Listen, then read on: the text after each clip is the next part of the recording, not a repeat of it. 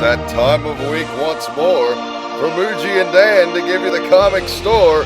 It's time to open up those bags and boards, fans.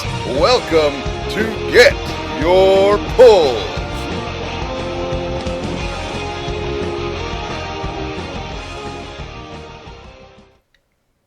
Welcome to Get Your Pulls, number 79. It's Muj. It's Dan. And boy, do we got a show for you. That's right. I mean, kinda. We got a few polls, got a little bit of news. It won't be like last week. If last week you were just like, this podcast is too fucking long, well, you're in luck. Because this one ain't gonna be. Hey, no. Last week was like almost an hour and a half that it ringed. There's a lot of stuff going on, though. So, you know, we don't make the news, we just talk about it. And was accompanied by one of the more hilarious memes in Yes. Getchyapulls history. That's true. This was Spider-Man getting punched in the dick. Yeah, by the way, my all-time favorite football team that I've repped since as early as I could remember, 49ers just got beat a few seconds ago, so dick punches Ooh, continue. another punch in the dick. Yeah. 2014.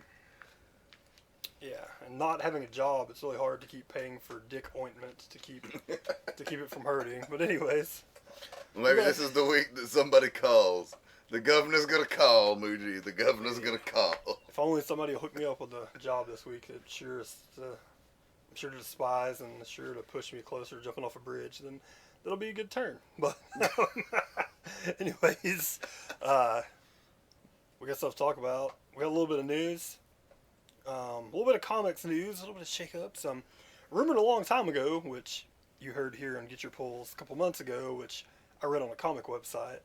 So let you know, I get no scoops. I have guessed some stuff right just based on stuff, but I mean, nobody like calls me and is like, hey, guess what?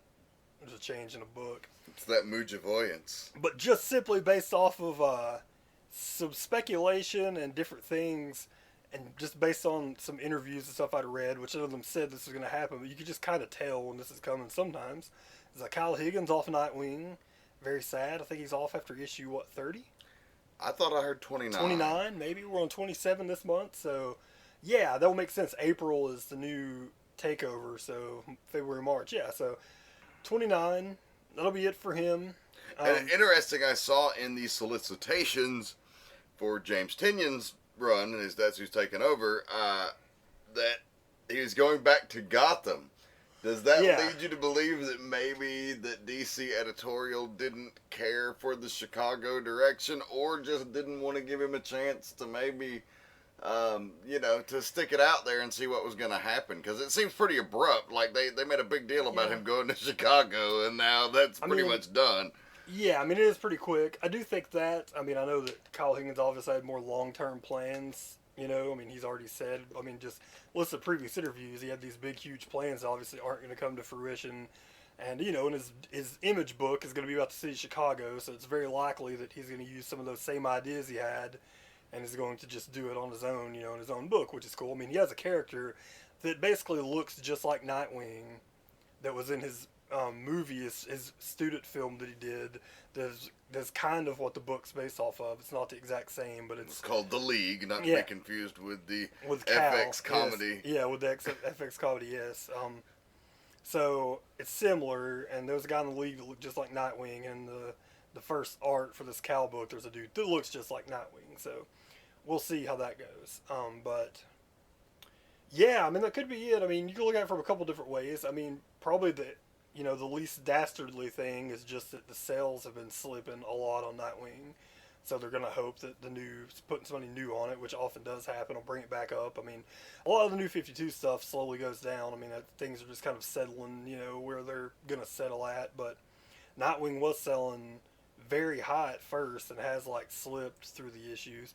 Which, I mean, also, he got 27 issues. He's going to end up with 29 issues. And that's a good run. I mean, that's much longer than the majority of people get on books. But and it's like, I think it's a bit premature on DC's part still, because and maybe not. I mean, like, they got billions of dollars in this shit, so they certainly know what they're doing. I'm just a fucking idiot that buys the books, so, you know, like, I mean, there is also the idea you said, though, with him being in, like, Chicago, it makes them harder for him to tie in any Batman events. and really even be in the same universe. I mean, if somebody else is writing a book and Nightwing's in Chicago, that's kind of a problem. So he's a central point of the major event going on right now in Forever Evil. So you got to think that like that's immediately just by proxy is going to draw readers to the Nightwing title to see what's going to happen in the fallout of all of this. Yeah, and you could also, I mean, it's probably also. I've got some other predictions about that too. A couple things. I think. Like, this was months ago when it was rumored. I mean, it was before Christmas when, and maybe even before Thanksgiving, that somebody had said, remember on, at some point on I Sell Comics, which is not a podcast I regularly listen to, although I don't hate it, but it is on the Smodcast Network. I listen to a lot of stuff. Mike Zabsik let slip like months ago that James Tynion, because he knows him and is a friend of his, said he's gonna write Nightwing. That was at least 3 or 4 months ago. Yeah, it sure was. I mean, so they've had this idea. So obviously they've known for a while that he was gonna take over. So you also think, I mean, it also kind of makes sense too. I mean, maybe they let Kyle Higgins take him to Chicago, and immediately were like, he needs to be in Gotham after Forever Evil, and then maybe that was just the thing that caused them to go separate ways, because, like, sorry, you can't write all the stuff you're going to write, like, we have bigger plans for them, and the rumor out there, which could be true, could be not, that somehow they're going to get Dick Grayson back as Robin, at least temporarily, would also lead you to believe that he would have to be in Gotham, and that something different's going to be going on in the Nightwing book if Dick Grayson's fucking Robin. I mean, it obviously is going to be somebody different. Like, that's a big rumor. Clearly. Well, I mean, I think it's a possibility because it's spoiler alert, but Forever Evil, you know, they have unmasked him and, like, expelled his identity to the world. So if he goes back to being a Robin, you won't know that it's him. Like, he could go back under a secret identity. Like, it almost perfectly plays out. Plus, with the new 52 and the new continuity, they probably do want the chance to be, like, to put Dick Grayson in the Robin outfit, so they can be like, this is... You know, that'll be, thing where it'll probably be an event. Where fucking DC and Marvel, like, do their best to, like, spoil things for you, like in the New York Times, and want them to pick up on things that are happening in the future. Like, they want them to release that Peter Parker's coming back months before it happens. They want you to know that fucking Lex Luthor is going to be leading the Justice League after Forever Evil. Like, they release that to the papers to spoil them on purpose, try to get you to buy it. They're probably, like, licking their chops at the publicity of, like, all these different sites, like original Robin, back as Robin. That's a thing that is going to sell more books. And really, in the New 52, like, he was Robin for a very short time in the continuity that they're rebuilding. Just some flashbacks, yes. So it's almost all fresh at this point. Yeah. He hasn't been Robin in so fucking long. Yeah, so... I mean, probably since, like, the late 80s? I mean, in the comic books, yeah, you know? So you put him... Yeah, you throw him under... He became Nightwing... Oh, dude, no, that was like late 70s, wasn't it? I want to say it was maybe the early 80s. I'm trying to think. When, Yeah, no, it was like 83, 85, somewhere in that because he was Nightwing, and he became Nightwing in that New Teen Titans 44. Yes. And that was definitely sometime in the early to mid 80s. It's been a while. It's been 25 to 30 years since he was Robin, and he's of course the most famous one. Obviously, when people think of Robin that don't like read comics, they just think it's him anyways. So they're probably looking. I mean, if you know just from listening to him on like podcasts and stuff, like the way that Dan DiDio thinks, he's probably like, we put him back in there. We're gonna sell 100,000 copies of Batman and Robin if we put it back in there. So I don't think it's the worst idea, honestly. And if the story is good, it's fine, because I mean it's kind of predictable. He's gonna go back in because he's got to hide his identity. It makes sense why he would have to not be Nightwing. Somebody else can be Nightwing temporarily. I mean, looks to be Harper Row based on the it's going to be Harper Row. Yes, that they've already spoiled. It's going to be Harper Row, and then sorry fans, but if DC's going to spoil it for me, I'm spoiling it for you. I mean, you can't read a comic without seeing it. There's previews of it in books. So Harper Row's Nightwing, Dick Grayson is Robin, and he has to team up with Bruce, and then he learns some more things from Bruce, and by the end of it, he realizes why he had to leave and become Nightwing in the first place, and then he probably pulls the switcheroo, and either he becomes Nightwing and Harper Row goes to Robin, or Harper Row becomes her own character, and and then we have no Robin again. But I mean, now, like talking through it on the podcast and remembering that Solicit with Harper Rose Nightwing, I think it's almost 100% guaranteed that he's going to become Robin after this, and I bet that's probably 100% guarantee why Kyle Higgins is not gonna doesn't want to write Nightwing, because he writes it because Dick Grayson's his favorite character. Yeah, it's like, what? It all makes sense. What? It all makes complete sense when you're talking Harper over. fucking who? Yeah, yeah.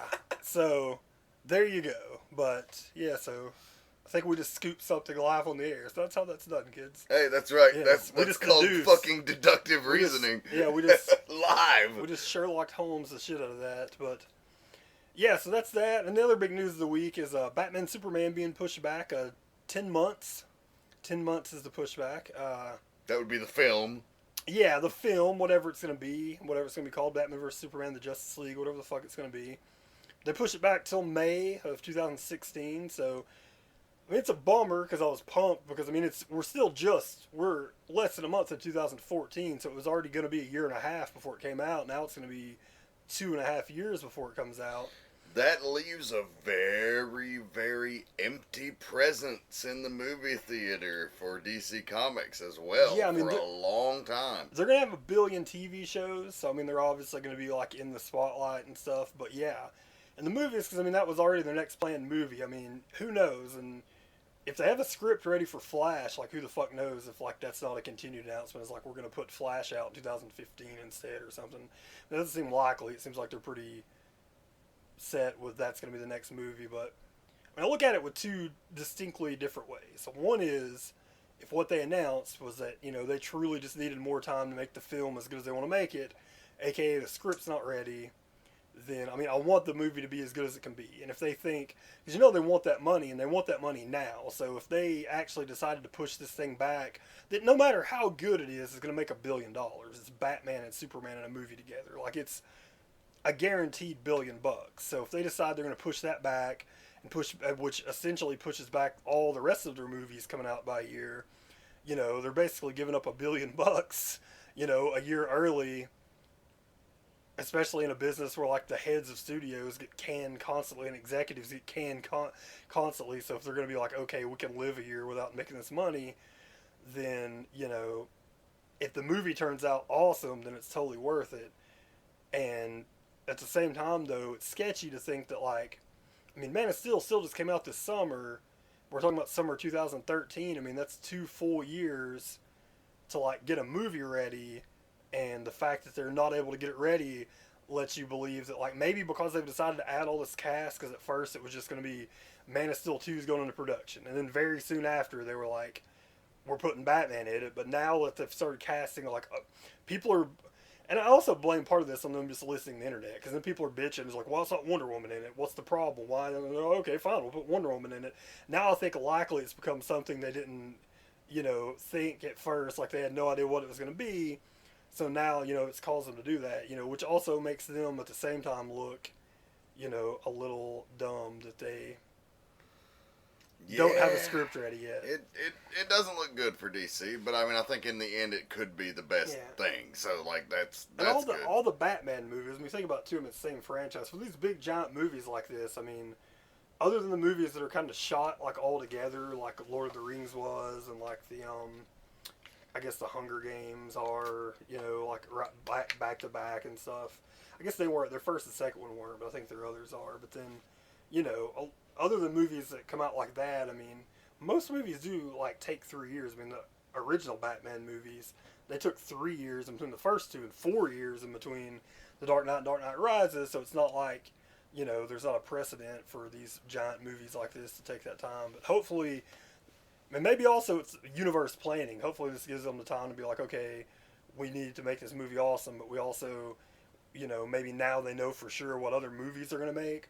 Because unlike Marvel, they went into it and were like, okay, if Man of Steel does good, we'll try to make a franchise out of this. Which is weird because Disney owns Marvel, and if one of those movies, like, I mean, Iron Man was that for them, but they still had, like, this plan in place. Like, we already got all this stuff planned. We just got to make sure this happens. DC, on the other hand, was like, we're just going to do one. Not just that, every DC property is it's like its own universe. Yeah, and Warner Brothers owns them all. There's no problem with, like, anything happening with them. So, you know, Warner Brothers is just, Unlike where Marvel's like, we're going to make one, and if this movie does good, we're ready for the next one because we know exactly what we're doing. DC, Warner Brothers, keep saying DC, but it's actually Warner Brothers. Warner Brothers is like, well, we're going to do one.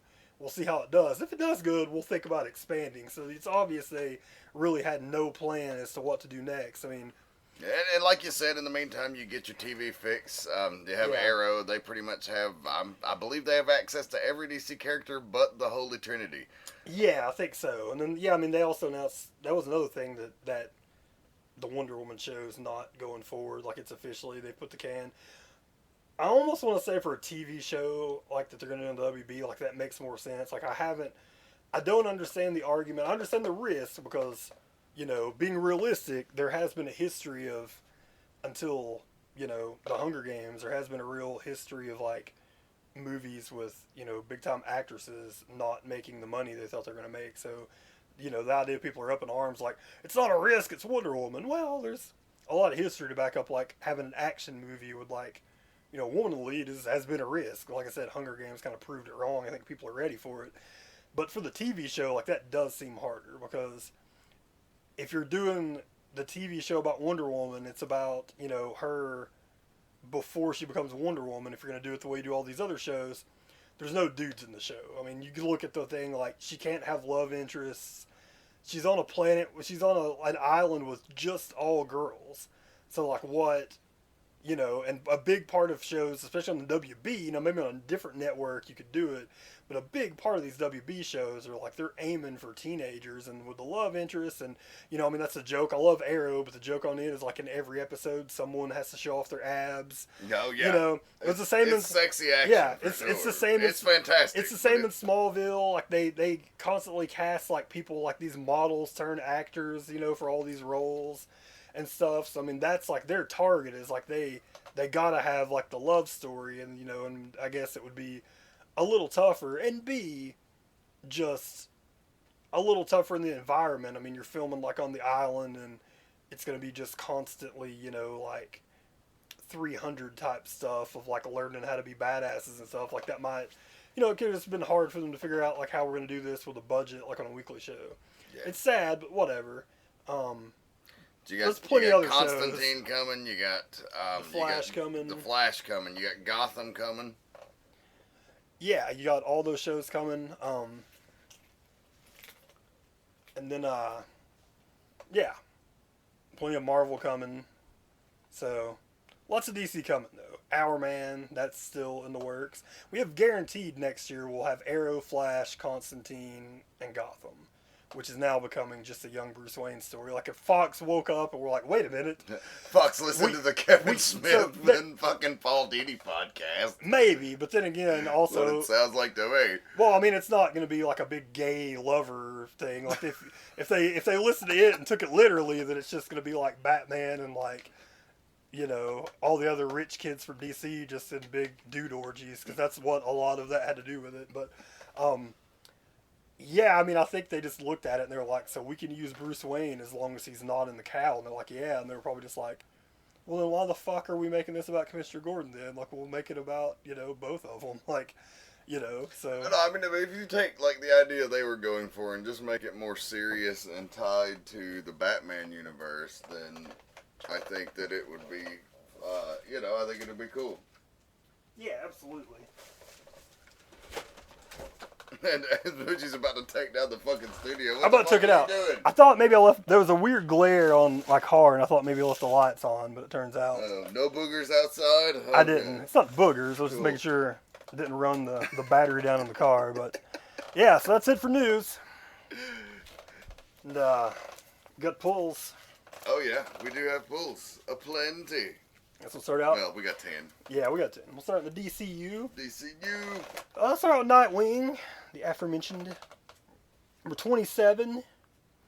So this is the kind of the beginning and end for Higgins. Just 2 more issues. He's got this storyline that's going on with the marionettes, and 2 more issues to kind of finish it up. I mean, I guess this one kind of does finish it up, but he's got 2 more, which I'm guessing might just be kind of onesies, because I mean, it's going to leave like a lot open. I mean, he'd brought back Tony Zuko. Tony Zuko, which obviously he had bigger plans for. That's obviously not going to happen now. He had like a mask like person in one of the last few issues that wasn't identified. To which I saw somebody on Twitter ask him, "Are you gonna sell? Are you gonna pay off who the mask killer was?" Which was just a one word no. So Ouch. So yeah, yeah. I saw a similar tweet that says, yeah, it really sucks that you're off of Nightwing, man. That sucks dicks. And so are you still going to stay on Batman Beyond? Yes. Yeah. That was his So- answer. So he's So, yeah. clearly not digging it. He's clearly not happy, but yeah, this issue was good. It sucks it's winding down. It is a weird thing too when you know somebody's off a book, and now you know like it's just gonna be 2 more issues, and there's really nothing to tie up that's big that could be tied up. Where you're just like, it almost seems like a little bit of a waste, you know. But whatever, it was a decent issue. Superman and Wonder Woman continues to be excellent. Is that maybe the number 1 DC book right now, you think? For quality wise, I mean, besides, like, Batman don't count, because Batman's always the best, but Well, beyond Batman... Batman's awesome. Well, I know we read it in trades, but regular Wonder Woman is still one of their best books. We're a little behind on it because of their crazy trade release schedule. It's a year after the book come out, but it still is getting like the great love from different websites and stuff. So it's definitely like within its top 5. I mean, you're looking at those two. Looking at this, you're probably still looking at Swamp Thing. Everybody says Swamp Thing is going to be great, and Animal Man is still one of their best books, even though it's about to end. But yeah, Charles Soule, he's the man. I think he turned down Nightwing too. Like I'd read an interview with him recently where he said there was like a big time DC book that he would have loved to write, but you know, even he could be stretched too thin. I mean, I guess since this podcast started, he just probably wrote like 18 issues of Challengers to the Unknown just for himself, is what I'm guessing. Just however long this has been. Seems like the type of thing he does, but he's definitely one of the best, man. He's pushing Snyder for that DC. Well, I guess not ever, because he's writing 3 Marvel titles as well. So, I mean, he's just the comics golden boy. Yeah, man, that guy's everywhere and getting love all over the place. I find something weird before I go into this book, a little bit of a tangent. About the DC stuff, I do get a little bit more scared about, like, when Marvel changes, like, books. It's funny because I have way more DC books on my pull list than Marvel. Part of that is just due to the fact that, you know, you get Thor and Uncanny Avengers, and I would definitely get those, you know, if you weren't. So, don't file that in your brain as reasons to drop them. But I'm not picking them up if that happens. But anyways, no, I would probably get Amazing X-Men if you didn't get it. So there's a few books that you just happen to be getting, and there's been some weird things because I mean there was a time where I had more Marvel where people are dropping off the books I'm getting. But anyways, Marvel definitely seems to have like the bigger bullpen because when somebody's like leaving a book at Marvel, I seem to be like, you're exciting to see like who's going to take it over.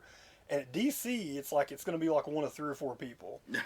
Charles Soule, who's great, and Greg Pak, who's great. So when they pick up books, I'm just like, awesome. I hope they get the book. But then, you know, you hear Kyle Higgins leaving Nightwing. It's like, it's not like, you know, it's going to be like, and James Tynion's good. I'd say I probably have a little less excitement just simply to the fact that from listening to interviews and stuff, you know how much Higgins loves Nightwing. But there's not as good of a chance that like they're going to blow you away with their announcement. It's more like I hope it's somebody decent. Like with Marvel, you're just like, they're about to switch up people. You know, it starts running through your head. You're like, oh, you know, I wonder who's taking over Thor. They're like, it's Jason Aaron. And you're like, fuck yeah, that's perfect. Like, that's the perfect guy, you know, that we wanted. And then all this. And then DC, it's like, who's taking over Nightwing? It's like, well, Charles Soule doesn't have room for a book. Snyder doesn't have room for another book. Jeff Johns doesn't have room. I mean, that's kind of it on the guys that I'm immediately, or Lemire, who also doesn't have room for another book. Seems to be more room for upward mobility at Marvel. Like, you know, guys kind of shuffle through books more, and I mean, like you said, they have a bigger bullpen, but I think that you see, like, them pushing the right guys up in different spots. Like, DC tends to try writers that don't work on several things over and over again. Maybe because they have a contract with them, maybe because of a lot of reasons, but they seem to make the same mistakes on a lot of cases where on like the creative problems that they might have that Marvel doesn't. It's probably they're at a weird time too because if you think of like the faces of DC like 10 years ago, like not only are they at Marvel, but a majority of like the up and coming guys from the past like 5 or 6 years also went to Marvel. it's like Snyder and like Lemire are like the first like DC just right DC guys that have popped up that are like awesome in a while. Where the Marvel got Mark Waid, who had been a DC guy forever, and and they got Loeb, who'd been a DC guy forever, and quite a few guys.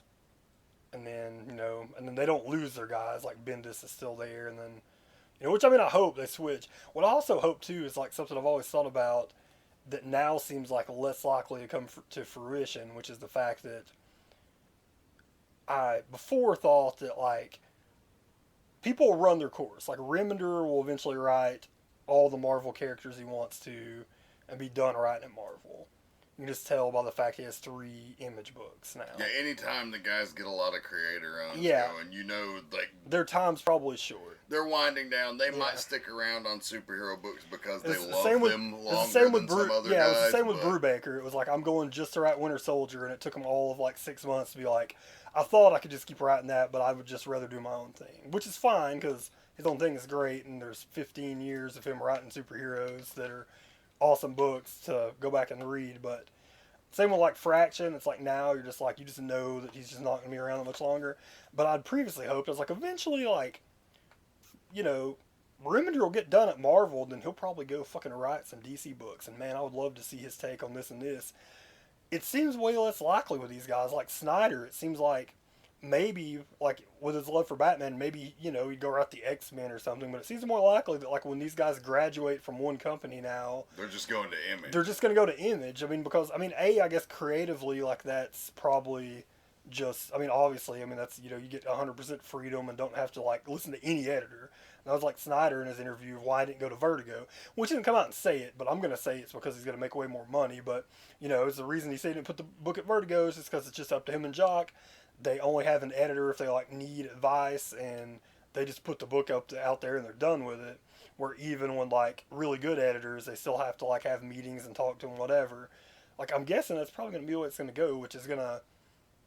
It seems like maybe that's the new model, which is weird because back in the day it was like you write indie books, then you get to Marvel and DC.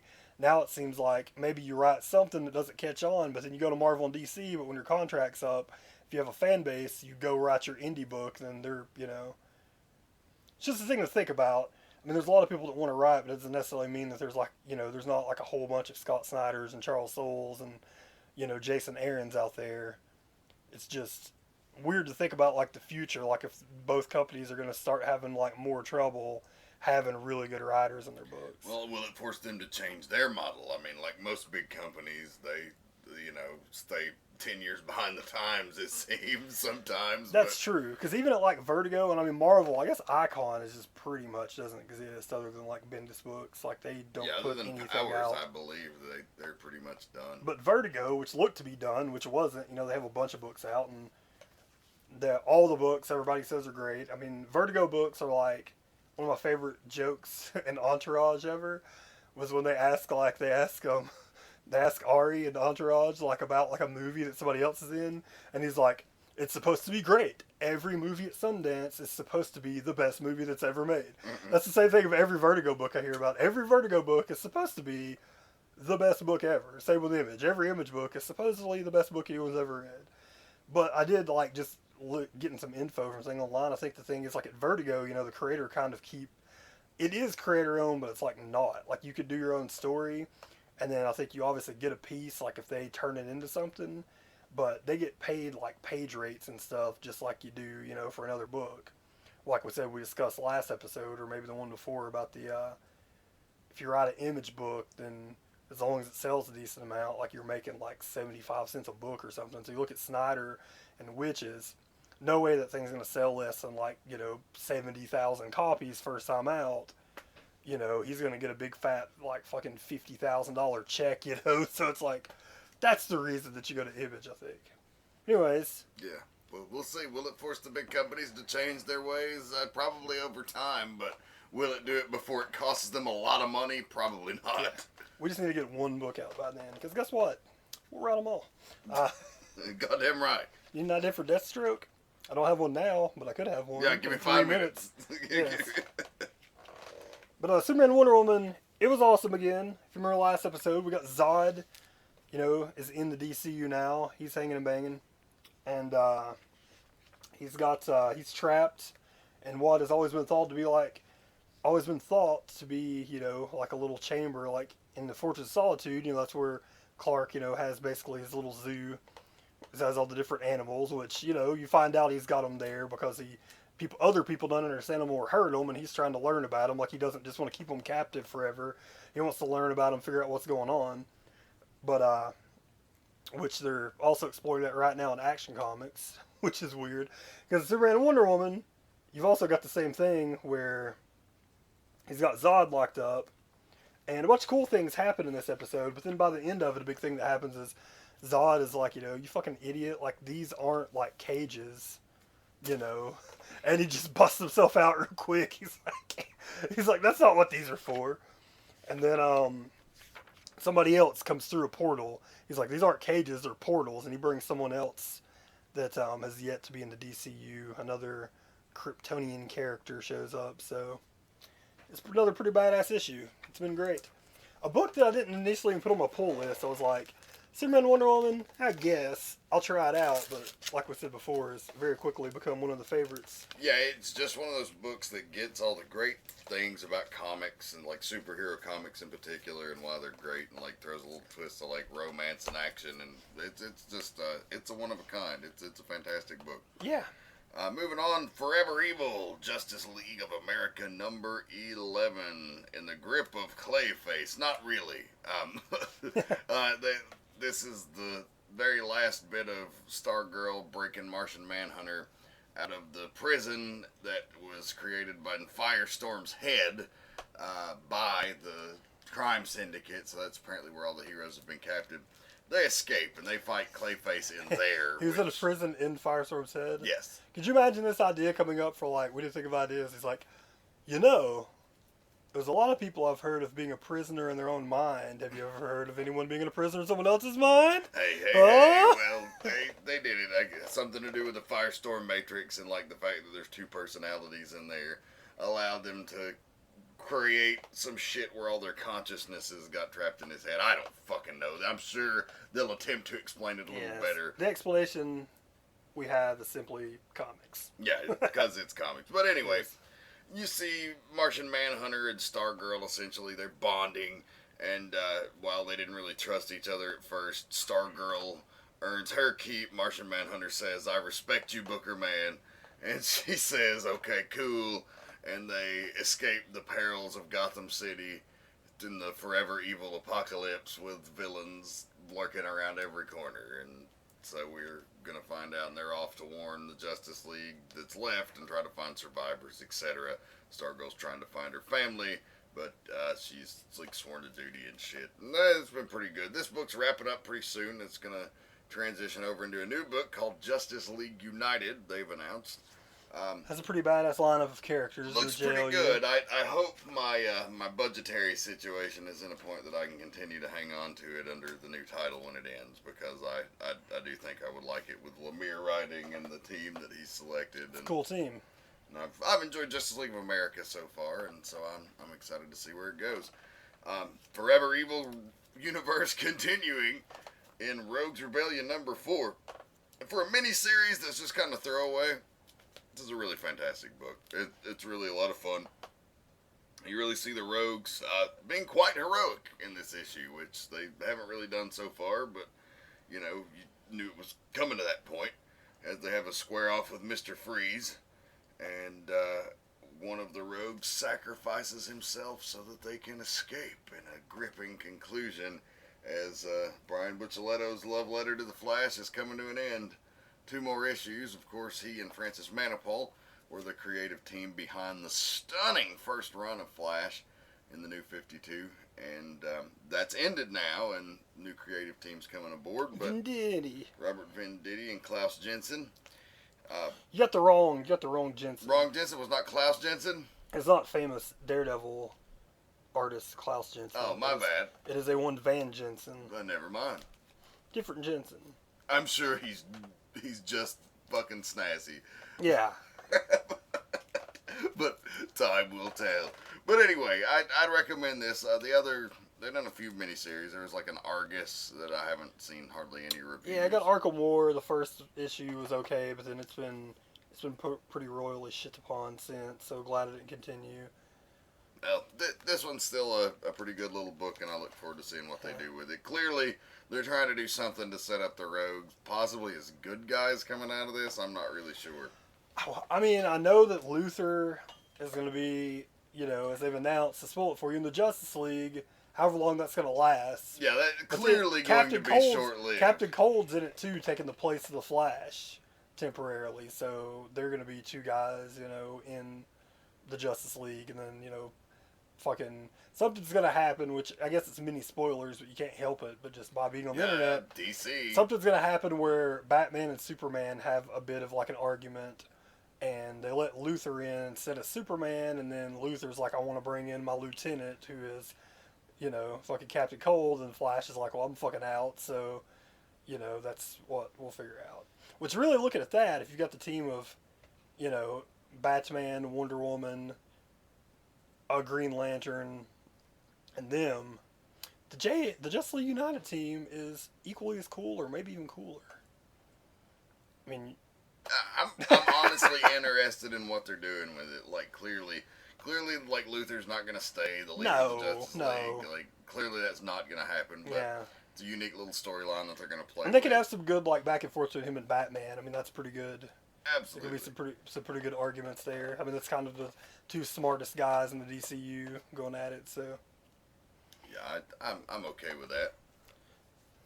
I got no independent books this week. I got one. I'll go with it. Velvet #3. It's Brubaker. It's empting. It's awesome. You should buy it. Go to Marvel. There's not much you can say about a lot of these Image books without just completely spoiling them, especially knowing that like there's a lot of people that wait for the trades on those. Yeah, I mean, all you can do is just kind of reiterate the premise of the book in and of itself, which Velvet's spy book in the similar vein to like their Captain America, Winter Soldier run, but it's about a chick. She's awesome. Like, basically, you find out she's on a desk. It's Brubaker's pitch. He's like, what would happen if, the This Girl Friday character, turns out she's more than, she looks like, what she probably is. Like, I mean, it is a good thing in all the old detective stories.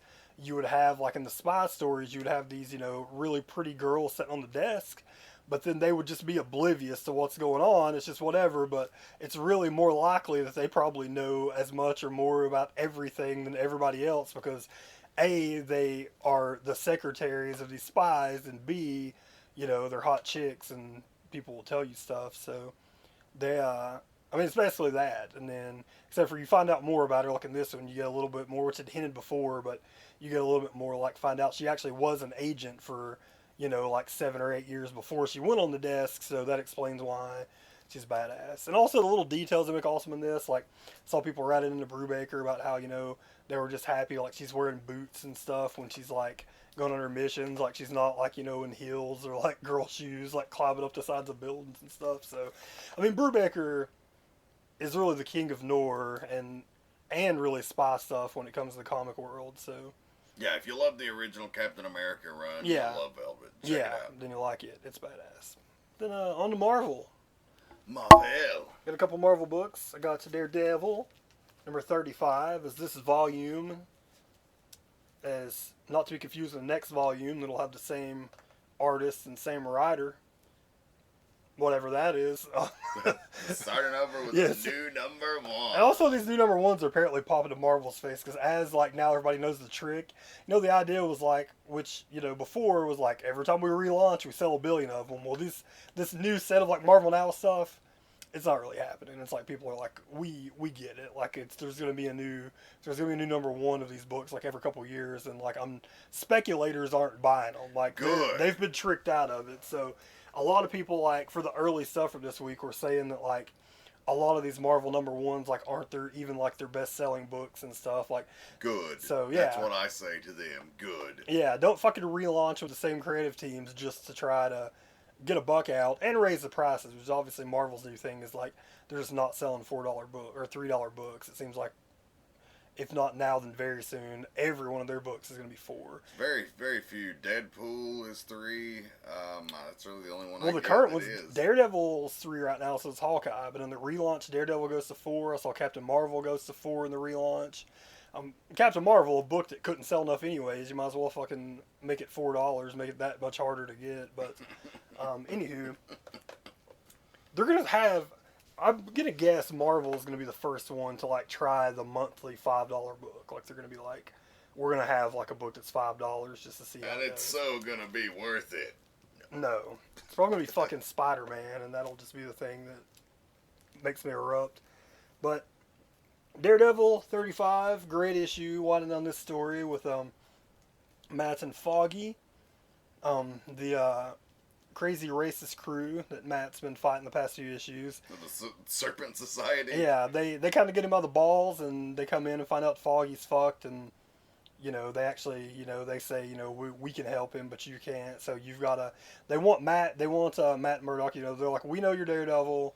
We know it's you. And he's like, I'm not Daredevil. And they're like, don't fuck around with us. Like, we know, like, all of your powers and weaknesses, It's like, we know everything about you, and you're going to have to defend one of our guys at this trial because we know you're the best lawyer. You're the only one that can get them off. So that's basically the gimmick for the book. And then what happens at the end, I won't spoil for reading purposes, but you can guess that he doesn't defend them. But it's cool the way that it works. And then All New X-Men number 21. It was okay. I gotta say that this was probably the worst one of these issues yet, which it has been consistently really good. But this might have been the worst one. Is this the tie-in to Guardians of the Galaxy? I don't know. The trial of Jean Grey starts next month, okay. So this is like I guess it's a prelude to it. I mean, they don't really, you could guess one of the million reasons that she's going to be on trial, but you kind of don't get that. You just, the same crew they've been fighting, the mutant hating people, more racist, more Marvel racists. The mutant hater people, they just kind of fight with them, and then, the book ends. So there you go. It just, maybe it's because he's writing a billion books and he's one of the best there is, but there do seem to be some issues by Bendis where, like this one, where it seems like what happens over the course of the book could have happened over 4 pages. They just stall until the end, and you're just like, oh, like, we've moved forward in time like 2 minutes, and this whole book's over. Like, why did this take 20 pages to tell this story? Well, it possibly, moving along to Uncanny X-Men number 16 and another Bendis X-Men book, is because this issue was so rad. It was really a solely Magneto-focused issue, and you see Magneto... I heard it was like kind of the setup for his individual ongoing, like whatever happens to this is going to build off like the book that he's about to get. Yeah, it definitely is. Because even at the end it says, follow Magneto's adventures in Magneto number 1. Which kind of sucks because, this was one of the best issues of Uncanny X-Men yet. Yeah. It's very centrally focused on him. You find out that Mystique reveals her big plan, that Dazzler, Agent of S.H.I.E.L.D. is actually her, and... right, that's pretty good. That they go to Madripoor, and he finds out that the whole fucking Brotherhood is back together. Like, they have taken over Madripoor under the guise of Dazzler and convinced S.H.I.E.L.D. to give this to the mutants to just do whatever. And so the original Brotherhood, the OG Brotherhood, like Sabretooth and Mystique and all of them, fucking... they're like running gambling and all kinds of shit. But Magneto finds out they're fucking using mutant growth hormone on the streets, and he's old school, and so he whips all their fucking asses. And but you can't tell if like they leave the kind of the cliffhanger at the end is like, is he gonna fucking whip their asses and take over, or is he whipping their asses to go and complete his full-fledged good guy turn? Yeah, man, I don't know, because there's another rumor out there about upcoming Marvel books that have been announced that not only is Magneto getting the solo title, the 2 X-Force books were combined to give you the Ultimate X-Force book. Well, maybe not so fast. There's a new rumor saying that Magneto is going to start his own X-Force team, which could also be led off of the events of this, which makes you think that would be really weird for him to have a solo book and an X-Force book. that he's the captain of. And how many goddamn Splinter X-Men teams do we fucking need? I mean, like, I honestly think it's probably the smart money to have him go and fucking run the Brotherhood, but I don't know. Because they're also trying to sell you that Charles's death, like, changed him in a way that he's not ever going to be that person again. So, I don't know. This was a really fucking badass issue. Nice. I know you're probably not caught up on that book, but take it and read it anyway, because the other shit was just about their students, and that's really something you don't need to know what was going on to read. Cool. Also, something crazy. Let me throw this out there since you're about to do this. There's about to be a solo Nightcrawler book. Also weird. Keep going. Yeah, also very weird, given that this title is kind of about his return, and you see it, a very emotional return, and a reuniting with him and Storm in this issue, Amazing X-Men #3. And that's really more what the issue's about. The cover advertises the Beast Unleashed, and there's a really awesome moment where the Beast fucking gets knocked off a boat and fucking loses his mind and whips these fucking demons' asses. But nice. It's really about Kirk and Storm, like, reuniting and fighting together and kind of explaining a little more what's going on. We also learn that Charles Xavier may be in heaven, since he's dead. They kind of explain that they're not back from the dead in heaven. Right. They're still dead. So, like, they pretty much laid the ground rules that they couldn't come back and just be alive again. So they're going to have to write something. They're going to have to pull some comics to get them back alive, yes. Yeah, exactly. But at least they tried to lay some ground rules out for it, and we're not just like, okay, we just plucked him out of heaven and now he's back on the earth. I mean, I think that was at least a... Do you think they're going to have to get the Angel to do it? Possibly. Possibly. Who knows? But Amazing X-Men continues to be awesome. One of the most fun. Or X-Men maybe could books. we have a Jesus sighting? A Jesus sighting? No Jesus sighting yet. Maybe that'll be it. Maybe Gambit will have to go up, and if he'll be like, if I can trick you with a card trick, Jesus, then you have to make Nightcrawler alive again and Professor X. It's like, and you can't cheat and use your Jesus powers. Just got to go straight up. Maybe Jesus was the original mutant. Maybe. There's a mind fuck. We just rewrote all of Marvel history. Keep going.